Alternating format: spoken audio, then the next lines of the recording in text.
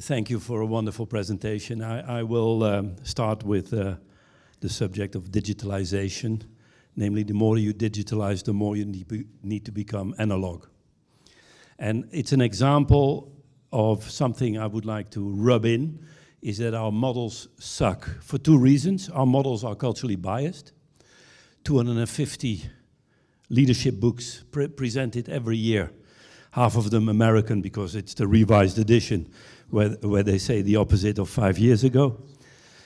You remember it was courage 20 years ago, and suddenly it became caution. Same author, by the way.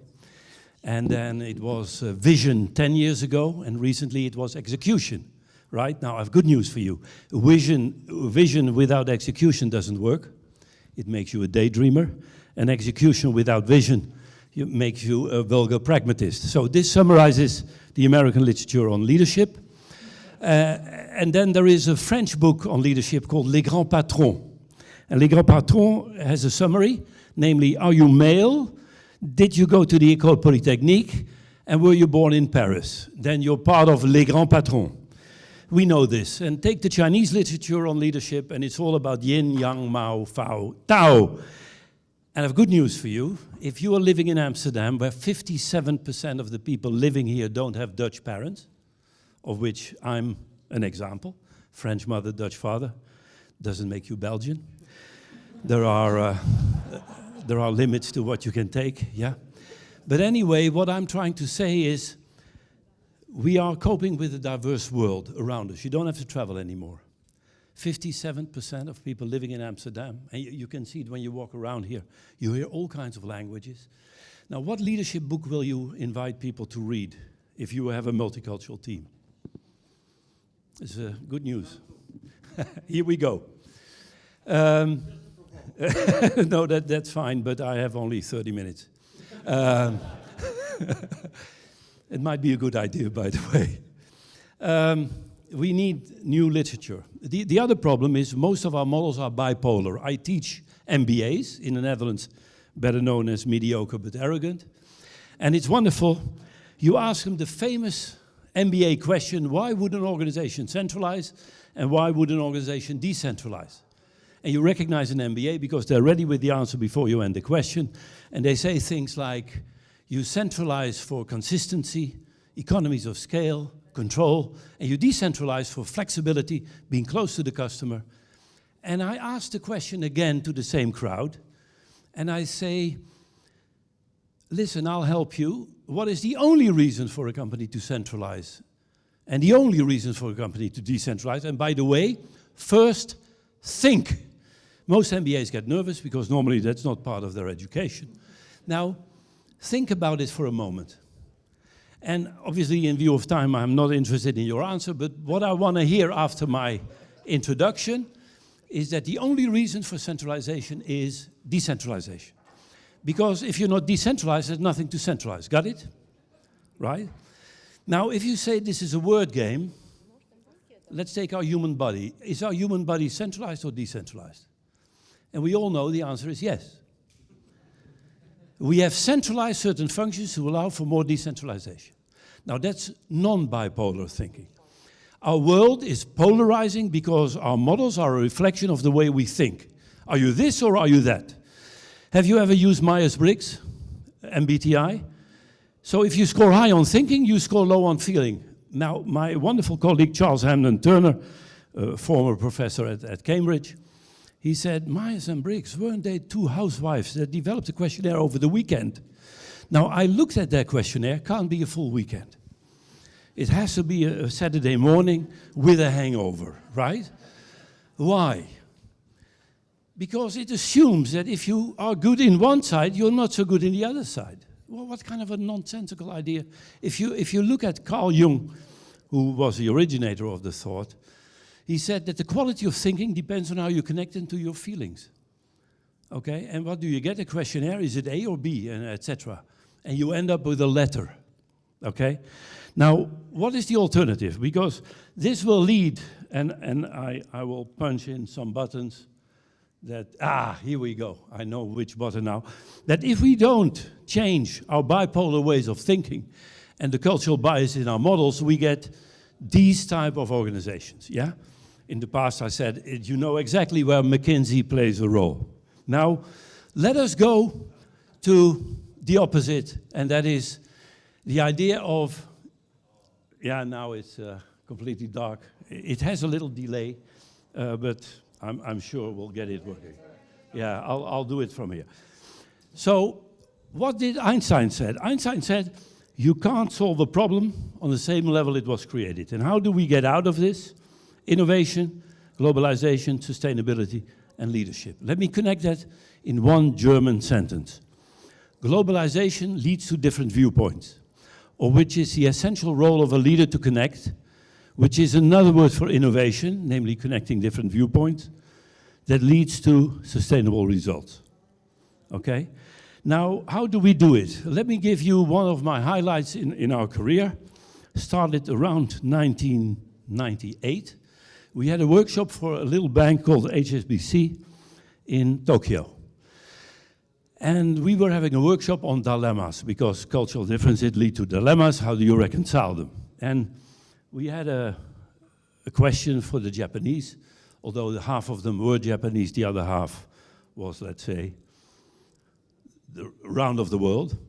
And the Japanese said, the big problem is Americans. I said, oh, you too.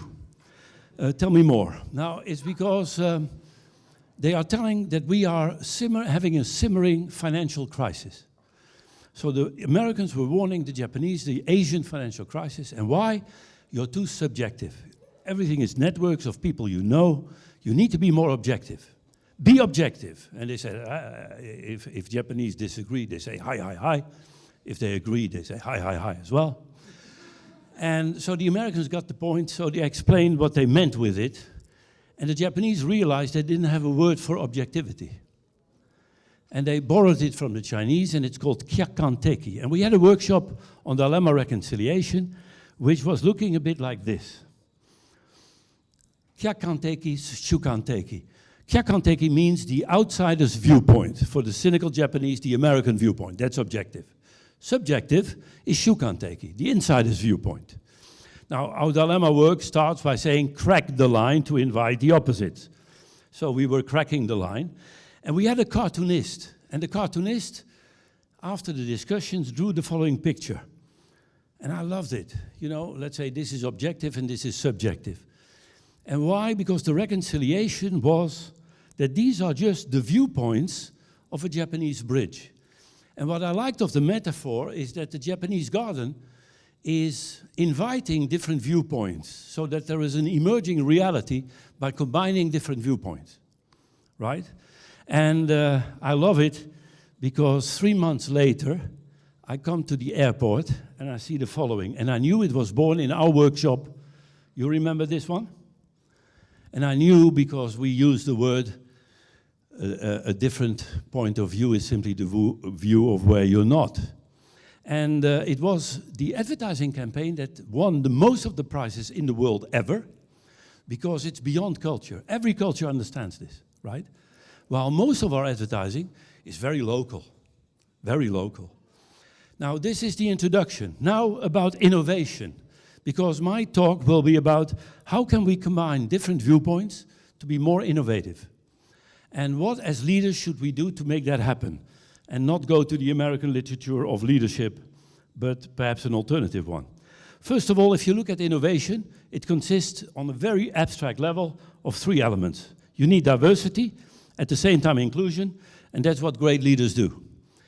And great leaders will accept diversity, but also make sure that you're part of one team. If you are a father or a mother, you know exactly what I mean.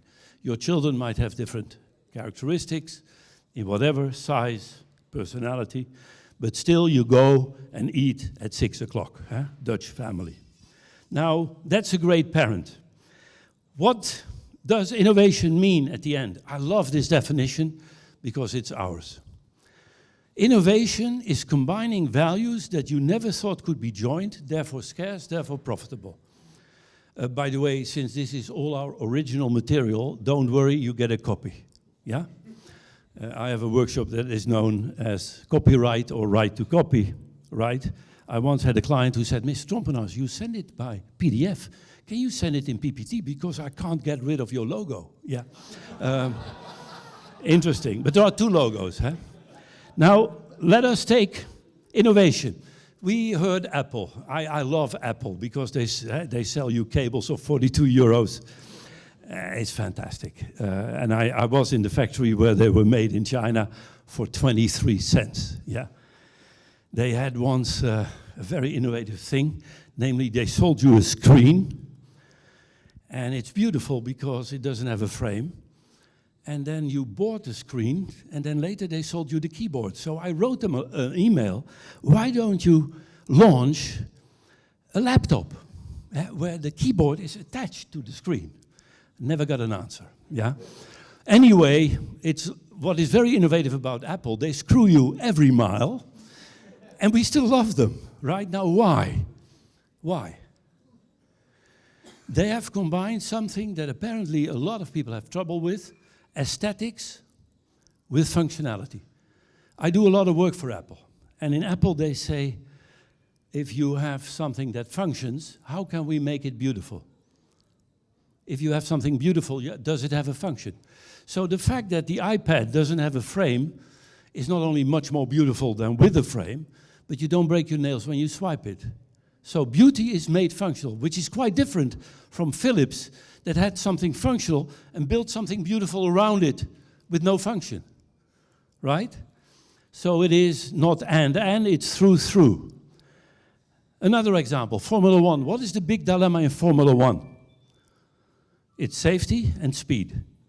Every engineer in Formula One says, what can we do with the speed that makes the car more safe? And power aerodynamics, more downsize, more downforce, the faster you go. Now that needs another mindset. That is integrative thinking rather than polarization, which our models invite us. Now, what are the typical dilemmas that we are facing? Have a look. Now, what is the characteristic of a dilemma? Is that both sides are desirable. A dilemma is not a positive versus a negative. So the worst you can do in a dilemma is to make a choice. That's bipolar thinking. Make a choice. No. The real issue with dilemmas is how can our passion help us to get more control? When I hear that banking is financial IT, I say, wait a second, the more you have IT, the more I don't want a 0800 number waiting for 30 minutes for a person who doesn't know what you're talking about, okay? So the more you go digital, the more you need to go analog.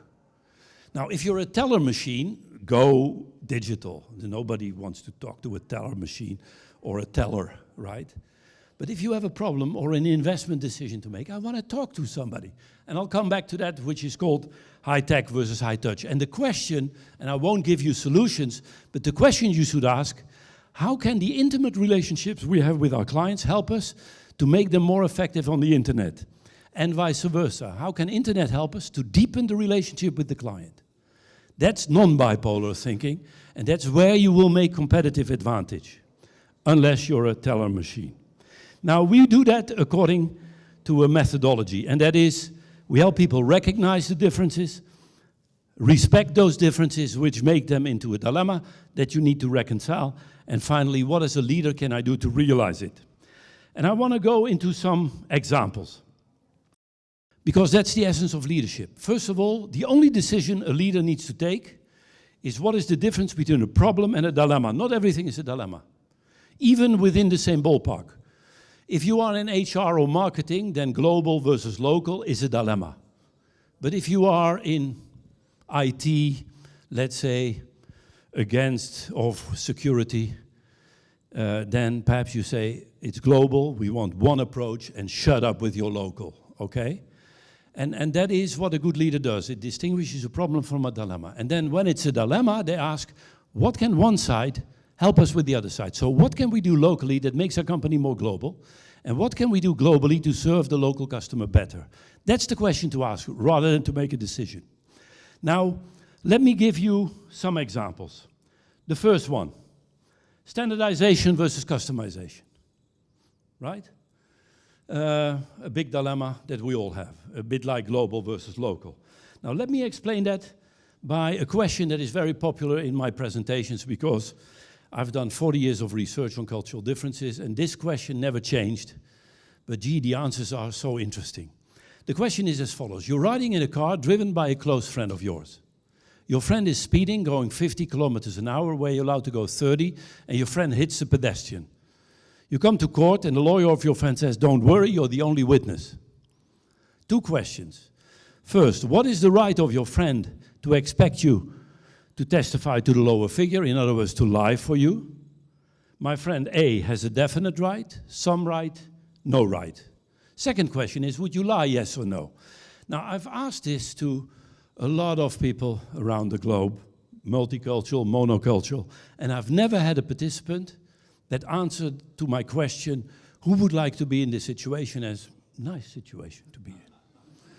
And it doesn't matter if you're Nigerian, French, American, or even Dutch, right? People say, gee, this is tough. I say, why? And they very often say it's a dilemma. So a dilemma is human.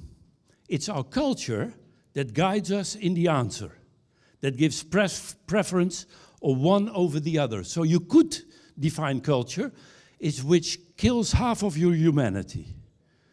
And it's not good enough if you live in Amsterdam. You get my point? We need much more holistic approaches. Now, companies have known this and have a look. Now, and that is obviously in the financial services, you know, the most used value is integrity. And I understand it because when I see a company having a value, I know exactly their problem, right? Now, I live in Amsterdam. We have 3 daughters, and since we live in Amsterdam, I have to tell you, my wife is a female too. And we have a little sign on top of our door which says, we don't kill men here. It's one of our values, but it makes our guests nervous.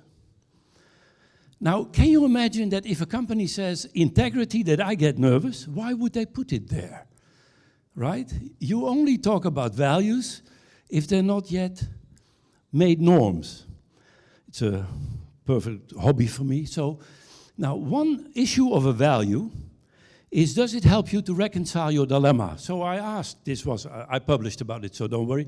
I was with Merrill Lynch in Morristown, New Jersey, with the top 50, 32 nationalities, and I say, you have integrity as a value. How does it help you to be guided by this value in terms of the correct answer to the car accident dilemma?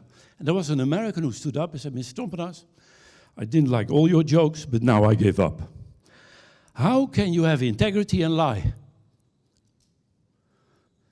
I was fortunately enough interrupted by a Korean who said, John, I disagree. How can you have integrity if you don't help your friend? And every of the 55 understood both. Because if this is a dilemma, you understand both. It's your culture that killed half of you, right? Now, what do we do if you are in Amsterdam with a multicultural team? What do you do? By the way, why I chose, and that's why I published about it, they had another problem at Merrill Lynch.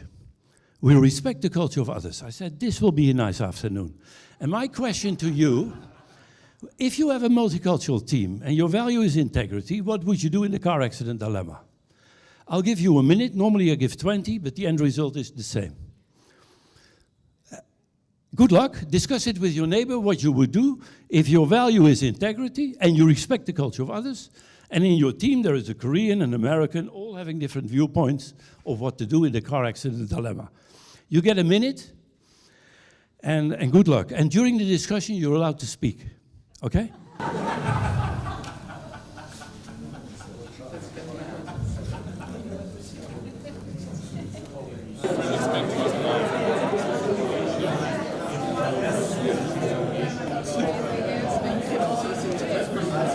Okay, ladies and gentlemen, this was 1 minute.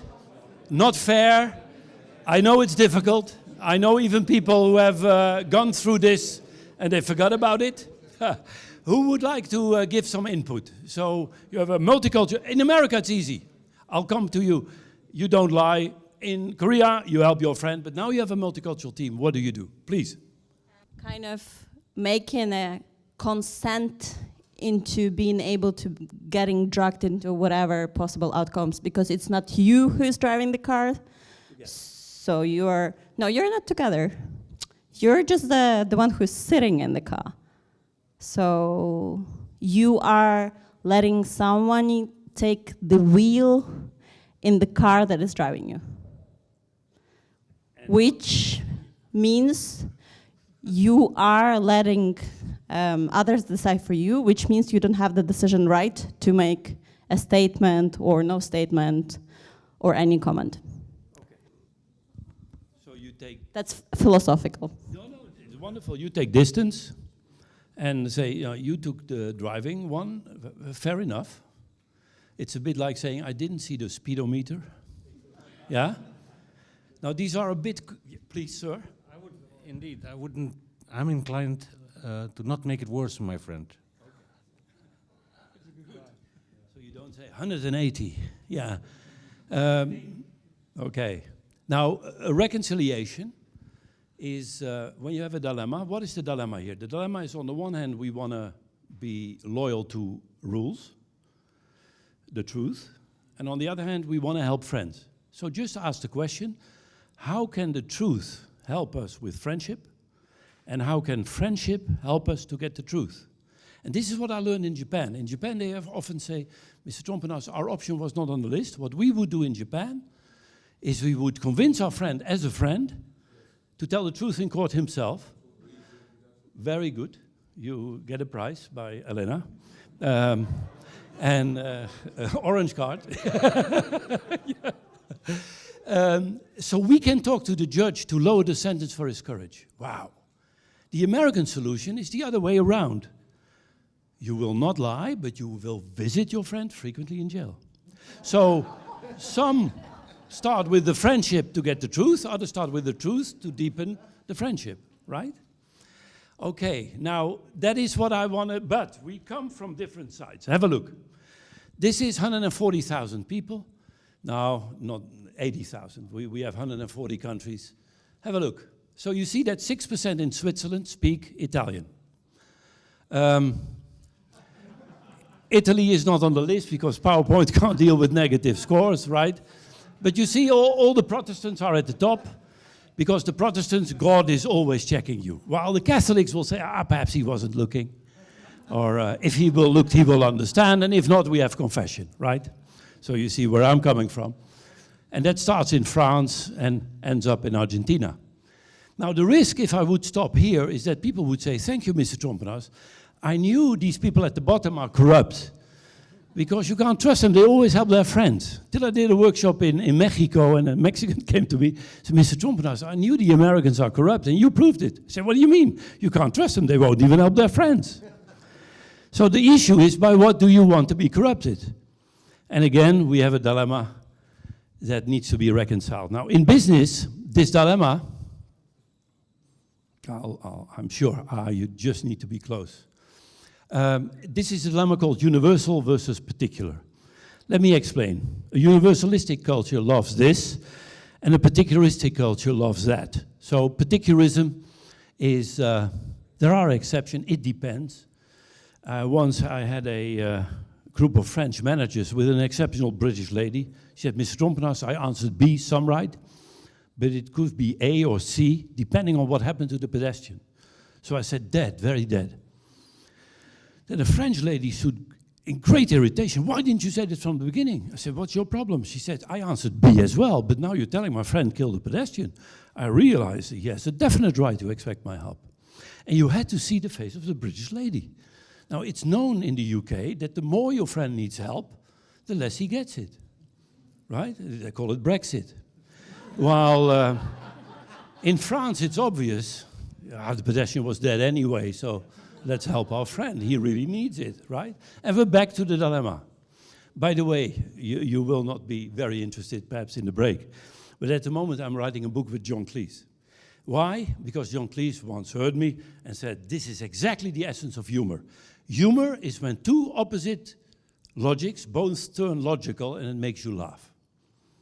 And the example he had, and in the financial services you will love that, is there were 4 prisoners playing cards. One was cheating, so they kicked him out of jail. Right, you got it? Now, What is the dilemma coming out of here? It is global, you remember, versus local.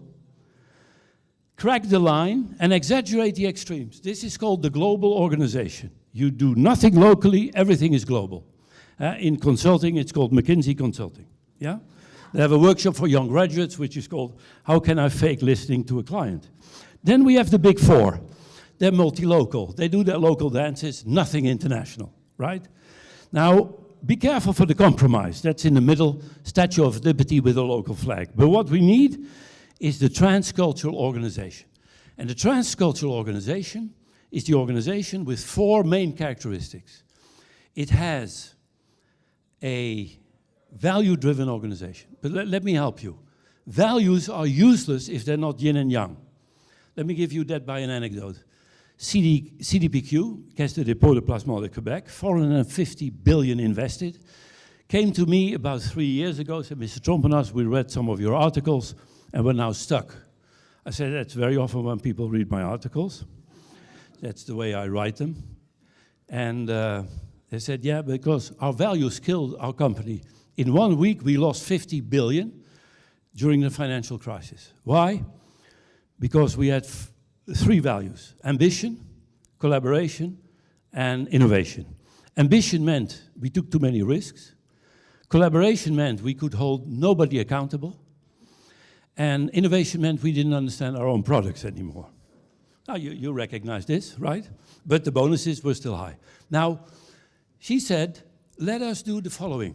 And she showed me 3 pictures of elevators. On one door it said ambition, on the other door prudence. Collaboration, individual accountability, innovation, rigor, right? And she said, well, no, okay, we did a program called Values to Behavior. Which behavior do I want to show you so you can say you use prudence to be more ambitious? And he used, the CEO, the example of Cirque du Soleil, where people in the top didn't want to take more risk by saltos. So they made them head of producing the new safety nets. When they trusted the safety nets, they took more risk and fell less during the training. Interesting. So he said, now that's a metaphor. You can use prudence to be more ambitious, but you need both. So value-driven. Secondly, you need to have a keen interest in learning locally, taking the best practices, which you then globalize. Thirdly, you need a polycentric environment, like a bit like a diamond, centers of excellence. And finally, and that is very, very interesting, a shared leadership model. And I come to my last 3 examples. I skip the slides. And those 3 are the following. High tech, high touch. We were with this group of Merrill Lynch, and they lost in the 2000s 30% of their market within half a year by Charles Schwab, who were the first one with internet banking. And they said, oh, we need to go into internet and you will lose the game because you, and we asked, yeah, we know our clients, we have intimate relationships. So they developed a program, how can we use our intimate relationships to make clients work more effectively with internet and vice versa, high tech, high touch. Another example is the minimal viable product. The dilemma is, do you want to have the perfect problem too late, or do you want to have the quick product too early? And a minimal viable product is to decide, is it just working so you can learn quickly to improve the product? And that's a reconciliation. So all the beautiful concepts that we have, but also the bad ones, they never survive, but the good ones will. And a minimal viable product is one of the examples. The final example I want to give, and I'll end up with an anecdote, is what is now the leadership that we need to work out for the future? And I've been looking at all kinds of leadership models, but you smell the nationality of the author. The only one that did survive was what we call, at least Greenleaf, servant leadership. Very simple definition. Servant leaders have one idea in mind. How can I enable other people to perform better? Now, there are limits to that. It's not a weak person. Servant leaders do fire people, like good fathers and mothers yeah, my mother is French, so they hit their children, right? And sometimes you caress them. You do both. You're tough. It's tough love, right? Because if you only hit them, they're gone at 16. And if you caress them only, you have a son of 42, Daddy, I'm so happy at home, yeah? Great parents will make sure that you combine the two so that they're mature enough at age 18 to go somewhere else. Now, servant leadership, I'll give you one example how to introduce it, because a lot of people say, I like that concept.